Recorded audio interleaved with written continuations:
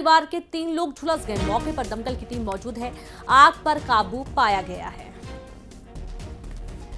तो देखिए इंदौर का पूरा मामला, जहां पर अचानक से एक मकान में आग लगी और देखते ही देखते पूरे मकान में आग फैल गई। मौके पर दमकल की टीम मौजूद रही। आग को बुझाने के तमाम प्रयास किए गए। एक ही परिवार के 3 लोग इस आगजनी में झुलस गए हैं। तुरंत हॉस्पिटल एडमिट किया गया और इस घर के बाहर आप देखेंगे अफरा तफरी का माहौल, डर का माहौल बना रहा। जहां आग कैसे लगी, फिलहाल ये पूरा मामला अभी जांच का विषय है कि आग कैसे लगी। आग लगने के कारणों का फिलहाल खुलासा नहीं हो पाया है। दमकल की टीम मौके पर आग को बुझाने के तमाम प्रयास किए गए। संवाददाता मिथिलेश गुप्ता जुड़ गए। मिथिलेश, सबसे पहले ये बताएं कि अभी क्या स्थिति है और आग लगी कैसे? देखिए, अगर आप सबसे पहले मैं आपको बताना चाहूंगा कि आग का जो कारण है फिलहाल अज्ञात है। माना जा रहा है कि सोलर पैनल में शॉर्ट सर्किट की वजह से आग लगी है, लेकिन पूरे इस हादसे में एक महिला की जान जा चुकी है। सेकंड फ्लोर जो है, सेकंड फ्लोर में परिवार रहा करता था। नीचे किराए की दुकान है और दूसरी और तीसरी मंजिल पर परिवार के लोग रहते थे। दूसरी मंजिल पर जिस महिला की मौत हुई है वो दूसरी मंजिल के अपने मकान कमरे में थी। आसपास के लोगों ने उन्हें फोन भी लगाया था कि आपके घर में आग लग चुकी है, आप लोग नीचे उतर जाइए, क्योंकि आसपास के लोगों को यह पता था कि महिला की उम्र जो है लगभग 55-60 साल के आसपास है और वो थोड़ी सी बीमार है, यानी वो चलने में थोड़ी असमर्थ। इसलिए परिवार के जो आसपास के लोग, उन्होंने परिवार में सबसे पहले उन्हीं को फोन लगाया था, लेकिन उन्होंने फोन पे बातचीत करके बताया कि अंदर काफी धुआं भर चुका है। धुआं भरने की वजह से उनका दम घुट रहा है, वो बाहर नहीं निकल पा रही है। और जब तक वो अपने बच्चों को आवाज देती, उनके बच्चे गहरी नींद में ऊपर वाला जो फ्लोर है, यानी जो तीसरा मंजिल है, वहां पर सो रहे थे।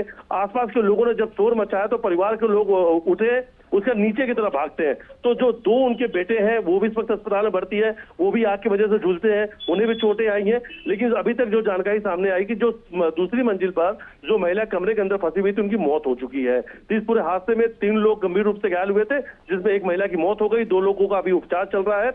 परिवार के जो लोग हैं वो फायर ब्रिगेड यानी दमकल के जो अधिकारी मौके पहुंचे, उनके सामने नाराजगी जता रहे हैं कि 1 घंटे बाद जब सूचना दी गई, उसके करीब 1 घंटे के बाद फायर ब्रिगेड की गाड़ियां मौके पहुंची, जबकि ये चलता रोड है, ITI चौराहे के पास का है, इसे 60 फीट रोड कहा जाता है, काफी स्पेस उस चौराहे पर। उसके बावजूद भी दमकल की गाड़ियां लेट पहुंची है। शायद अगर वो पहले पहुंचती तो शायद उस महिला को रेस्क्यू करके पहले ही बाहर निकाला जा सकता था। लेकिन एक बड़ा हादसा हुआ है। नीचे किराने की दुकान थी, ऊपर वाले मंजिल में आग लगी और आग लगने की वजह क्या है वो फिलहाल जांच का विषय है। लेकिन एक आगजनी की घटना में एक महिला की मौत हो चुकी है। उनके दोनों बेटों का इस वक्त निजी अस्पताल में उपचार जारी है।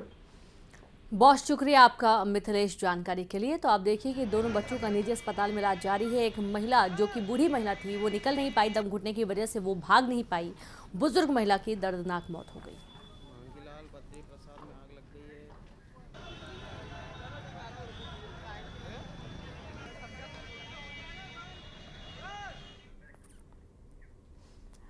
और अब बात करेंगे मुरैना में ट्रेनर के साथ मारपीट का मामला। 2 शिक्षकों ने चैम्बर में घुसकर पिटाई की। मारपीट की घटना सीसीटीवी कैमरे में रिकॉर्ड हुई है। दोनों शिक्षक बेरहमी से पिटाई करते नजर आए हैं। शासकीय कन्या उच्चतर माध्यमिक विद्यालय पोरसा की घटना। पीड़ित शशिकांत उपाध्याय ने पुलिस में शिकायत दर्ज करवाई है। मामले की जांच में पुलिस जुट गई है और ये देखिए तस्वीरें भी सामने आ गई हैं। सीसीटीवी फुटेज सामने आए हैं जहां ट्रेनर के साथ मारपीट की गई है। संवाददाता अमित जुड़ गए हैं। अमित, 2 शिक्षकों पर मारपीट का आरोप लग रहा है ट्रेनर के साथ, पूरा मामला बताएं। ये पूरा मामला सीसीटीवी कैमरे में भी रिकॉर्ड हो गया है और ये पूरा घटनाक्रम शशिकांत उपाध्याय जो ट्रेनर है पोरसा थाना क्षेत्र के शासकीय माध्यमिक विद्यालय में पदस्थ हैं, उनके साथ मारपीट की गई है। उसका सीसीटीवी भी सामने आया है, उसमें साफ नजर आ रहे हैं 2 शिक्षक मारपीट करते हैं पहले तो, फिर उसके बाद वहां से निकल जाती हैं। जिसके बाद शशिकांत उपाध्याय जो पीड़ित हैं यानी कि जो ट्रेनर है, उनके साथ मारपीट की गई है। वो जाकर के थाने में मामले की शिकायत करते हैं, लेकिन पुलिस कोई कार्रवाई नहीं करती है। अब वो सीसीटीवी भी शशिकांत उपाध्याय ने सोशल मीडिया पर वायरल कर दिया है। लेकिन सबसे बड़ी बात यह है कि चैम्बर में घुस करके अपनी ही यानी कि विद्यालय के ट्रेनर के साथ 2 शिक्षक मारपीट करते हैं। उसके बाद भी शिक्षा विभाग के द्वारा भी कोई एक्शन नहीं लिया जाता है, ना ही अभी तक पुलिस विभाग के द्वारा कोई कार्रवाई की जाती है। तो ऐसे में एक बात तो साफ है कि जिस तरीके से जो शिक्षा का मंदिर होता है उसमें मारपीट करना, तो ये अब कहीं ना कहीं सवालों के घेरे में शिक्षा विभाग भी है। जी बहुत शुक्रिया आपका जानकारी के लिए अमित। तो अब सवालों के घेरे में शिक्षा विभाग की भी है और जाहिर सी बात है कि ट्रेनर के साथ मारपीट जो की जा रही है, 2 शिक्षकों ने मारपीट की है, इस पर एक्शन लिए जाने की सख्त जरूरत है। कांग्रेस छोड़ने वालों पर जितेंद्र सिंह का बड़ा बयान, जहां बागियों पर सख्त हुए, कांग्रेस की रीति नीति नहीं मानने वाले जा सकते हैं, कांग्रेस के दरवाजे खुले। तो लगातार कांग्रेस के कई बड़े चेहरे कांग्रेस पार्टी छोड़ चुके हैं और अब वे दूसरी पार्टी ज्वाइन कर चुके हैं। तो वहीं अब कांग्रेस की तरफ से भी कुछ बयान सामने आ रहे हैं। बागियों पर जितेंद्र सिंह काफी सख्त नजर आए हैं। उनका कहना है कि कांग्रेस की रीति नीति नहीं मानने वाले जा सकते हैं, कांग्रेस के दरवाजे खुले हुए हैं, जहां चाहे जाएं। इस मामले में बिल्कुल कहना यह है कि जो भी इस तरह के नेता हैं जो अपने घर को, अपनी पार्टी को छोड़ के जाते हैं, कांग्रेस के नाम पर उनने वोट लिए हैं, कांग्रेस के पार्टी के पर उनने चुनाव लड़ा है, वो एक बहुत बड़ा दगा सिर्फ कांग्रेस पार्टी से ही नहीं, लेकिन जिन लोगों ने उनको चुन के भेजा है, चाहे वो मेयर हो, चाहे वो सरपंच हो, चाहे वो प्रधान हो, चाहे वो जिला पंचायत का हो, चाहे कोई एमएलए हो, वो एक बहुत बड़ा धोखा दे रहा है। और जिस तरह से Bharatiya Janata party ED, CBI को इस्तेमाल कर और लोगों के ऊपर दबाव डाल रही है, तो ये जो ऐसे लोग जाते हैं वो डर गए हैं। इसलिए हमारे दरवाजे खुले हैं। कोई भी लोग जाना चाहते हैं जो कांग्रेस की विचारधारा इस देश के लिए कि एक लड़ाई से वो घबरा गए हैं, तो वो जा सकते हैं। और चलिए सीधे रुक करेंगे, संवाददाता शैलेंद्र भदौरिया जुड़ गए हैं। शैलेंद्र, हम देख पा रहे हैं पिछले कुछ दिनों में लगातार कांग्रेस पार्टी से नेता छोड़कर दूसरी पार्टी ज्वाइन कर रहे हैं। जितेंद्र सिंह का एक बड़ा बयान है कि जो कांग्रेस की रीति नीति नहीं मान सकते, दरवाजे खुले वे जा सकते हैं। और इस पर उन्होंने ये भी आरोप लगाए हैं, ये भी साफ कहा है कि न सिर्फ पार्टी के साथ ही धोखा है, बल्कि उस पब्लिक के साथ भी जो उन्हें वोट देती है कांग्रेस की टिकट पर जब वो खड़े होते हैं। बिल्कुल आपने ठीक कहा कि भले ही कांग्रेस से लगातार लोग छोड़कर बीजेपी का दामन थाम रहे हो, लेकिन उसके बीच मध्य प्रदेश के कांग्रेस प्रभारी का सख्त लहजा साफ तौर पर उन्होंने बयान दिया है कि जिन लोगों को पार्टी की रीति नीति समझ में नहीं आती है, उनके लिए भी कांग्रेस के रास्ते जो है, दरवाजे जो है वो खुले हुए, वो जहां जाना चाहते हैं वहां जाएं। उन्होंने कहा कि जो लोग पार्टी छोड़कर जाते हैं वो केवल पार्टी के साथ गद्दारी नहीं करते हैं, बल्कि उन लोगों के साथ भी गद्दारी करते हैं जिन लोगों ने उनको वोट दिया है, जिन्होंने चुनकर उनको सरपंच बनाया, जनपद अध्यक्ष बनाया, जिला पंचायत अध्यक्ष बनाया या विधायक और सांसद बनाया।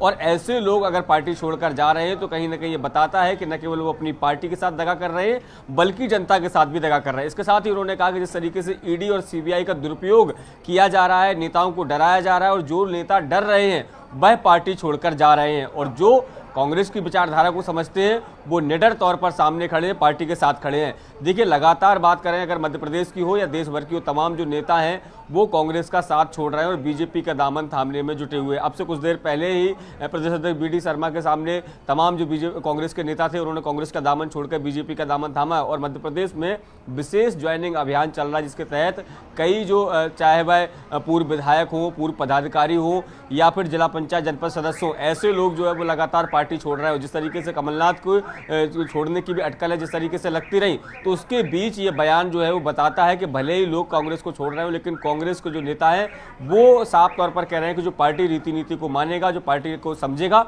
वो नहीं जाएगा, और जिसको जाना है उसके लिए दरवाजे कांग्रेस के खुले हुए हैं। जी बिल्कुल, बहुत शुक्रिया आपका शैलेंद्र तमाम जानकारी के लिए। तो पार्टी के दरवाजे खुले हैं, कांग्रेस पार्टी से जो भी जाना चाहता है जा सकता है, और यहाँ पर सख्त लहजा नजर आया। वहीं अब अगली खबर मुरैना से। मुरैना में युवक पर फायरिंग की गई, 4 बदमाशों ने घेर कर फायरिंग की, युवक के पैर में गोली लग गई, दोस्त का साथ छोड़ने की धमकी दी गई। अंबाहा बाईपास का पूरा मामला है, मामले की जांच में पुलिस जुट गई है। बड़ी खबर मुरैना से, युवक पर फायरिंग का मामला, 4 बदमाशों ने घेर कर की फायरिंग, युवक के पैर में गोली लग गई, दोस्त का साथ छोड़ने की धमकी दी गई। और ये देखिए, युवक के पैर में गोली लगी है, हॉस्पिटल एडमिट किया गया। अंबाहा बाईपास का ये पूरा मामला सामने आया।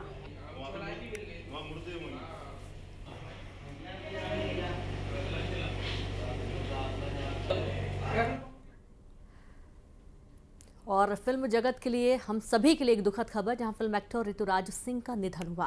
कार्डियक अरेस्ट से मौत हुई है। 59 साल की उम्र में ऋतुराज सिंह ने अंतिम सांस ली। वेब सीरीज, फिल्मों और टीवी सीरियल्स में वे काफी काम कर चुके हैं। आखिरी बार सीरियल अनुपमा में वे नजर आए थे। पेनक्रियास की समस्या से काफी लंबे समय से जूझ रहे थे ऋतुराज। आशिकी, बद्रीनाथ की दुल्हनिया जैसे दर्जनों फिल्म में वे काम कर चुके हैं। और ये देखिए, जाना माना नाम, जानी पहचानी शक्ल सूरत, और अब कार्डियक अरेस्ट की वजह से इनका निधन हुआ है।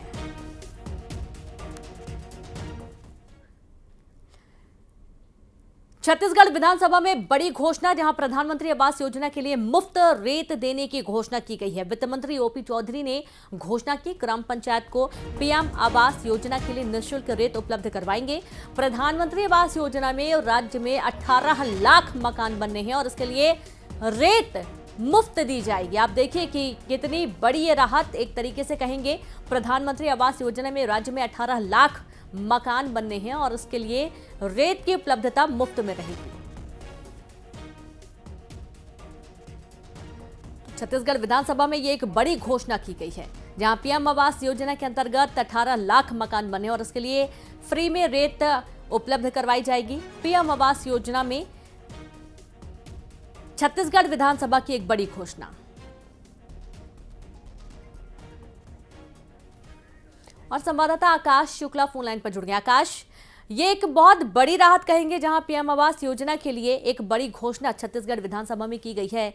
फ्री में रेत दी जाएगी। आकाश जी बिल्कुल, विधानसभा में रेत उत्खनन का मुद्दा उठा। सभी पक्ष, सत्ता पक्ष और विपक्ष दोनों विधायकों ने इस मुद्दे को उठाया। कहा जा रहा था लगातार अवैध रेत परिवहन हो रहे थे, इसको लेकर कार्रवाई नहीं की जाती, इस पे कार्रवाई की बात कही गई है। वहीं एक मुद्दा यह भी उठा कि जब ग्रामीण रेत ले जाते हैं भवन निर्माण के लिए, किसी छोटे मोटे काम के लिए, तो अधिकारियों द्वारा उन्हें परेशान किया जाता है, जबकि अन्य जो ठेकेदार हैं या अवैध रूप से बड़े पैमाने पर उत्खनन कर रहे हैं उन पर कार्रवाई नहीं की जाती है। तो इसे लेकर सख्त नियम बनाने की बात विधानसभा में वित्त मंत्री ओपी चौधरी ने कही है। वही यह भी कहा गया है कि प्रधानमंत्री आवास के लिए मुफ्त रेत उपलब्ध कराया जाएगा, वहीं ग्राम पंचायत के जो भवन बनते हैं उसके लिए भी उपलब्ध कराया जाएगा। इसका मतलब ये है कि अगर ग्रामीणों द्वारा पीएम आवास बनाया जा रहा है, पंचायत में भवन बनाए जा रहे हैं, तो यदि वो रेत ले जाते हैं तो उनसे शुल्क नहीं लिया जाएगा। इसकी कुछ घोषणा ओपी चौधरी ने की है और इस पे अमल में लाने की बात भी कही है। जी बिल्कुल, बहुत शुक्रिया आपका आकाश तमाम जानकारी के लिए। और अब बात करेंगे, भोपाल में बीजेपी का ज्वाइनिंग अभियान जारी है। दमोह के कांग्रेस नेताओं ने बीजेपी ज्वाइन किया। 24 से अधिक नेताओं ने थामा बीजेपी का दामन। जिला पंचायत उपाध्यक्ष ने बीजेपी ज्वाइन किया है। जनपद अध्यक्ष भी कांग्रेस छोड़ बीजेपी में शामिल। रिटायर्ड एडीजे नारायण सिंह मीणा भी बीजेपी में शामिल हुए। 24 से अधिक अधिवक्ताओं ने ली बीजेपी की सदस्यता। बीजेपी प्रदेश अध्यक्ष बीडी शर्मा ने सदस्यता दिलाई है। पूर्व गृह मंत्री नरोत्तम मिश्रा भी इस दौरान मौजूद रहे। और ये तस्वीरें आप देखिए, जहां 24 से अधिक नेताओं ने बीजेपी का दामन थाम लिया है। भोपाल से बड़ी खबर, रिटायर्ड एडीजे नारायण सिंह मीणा भी बीजेपी का दामन थाम चुके हैं और बीजेपी का ज्वाइनिंग अभियान लगातार जारी है। भोपाल की एक तस्वीर आप देख पाएंगे, जिस वक्त ज्वाइन कराया गया बीजेपी को, बीजेपी का गमछा पहनाकर इन सभी की प्राथमिक की सदस्यता की तस्वीरें आपकी टीवी स्क्रीन पर। प्रदेश अध्यक्ष बीडी शर्मा और पूर्व गृह मंत्री यहां पर नरोत्तम मिश्रा भी नजर आ रहे हैं आपको। दमोह के कांग्रेस नेताओं ने छोड़ी पार्टी और अब उन्होंने बीजेपी का दामन थाम लिया है।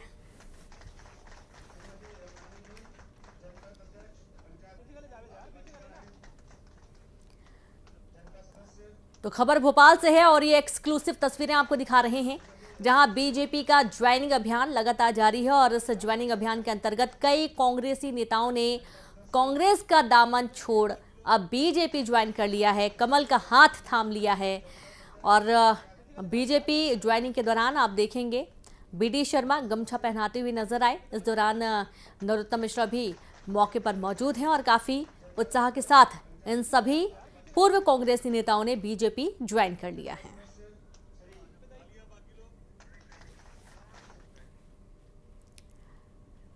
और एक छोटे से ब्रेक के लिए रुकेंगे, जल्द लौटेंगे।